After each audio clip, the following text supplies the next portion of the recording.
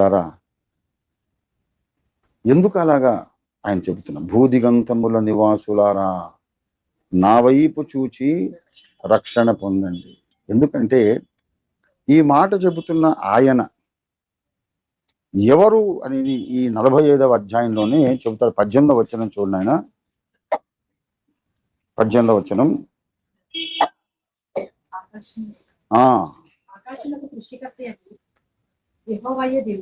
ఆకాశములకు సృష్టికర్తయగు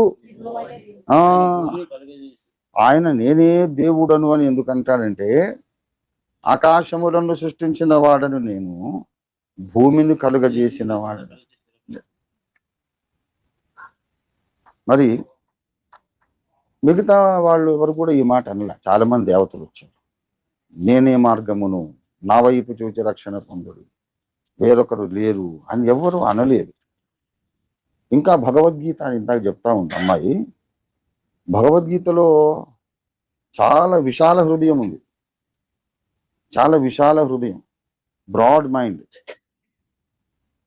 నువ్వు ఏ పేరున కొలిచినా, ఏ పేరున పిలిచినా, ఏ రూపంలో కొలిచినా ఆ పూజలన్నీ నాకే చేరుతాయి.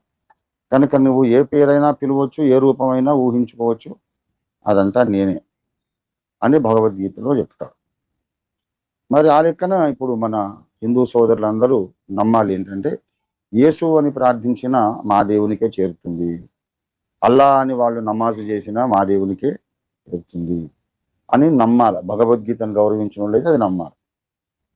అది నమ్మి ఈ గర్వాపిసి అనే పిచ్చి పనులు మానుకోవాలి.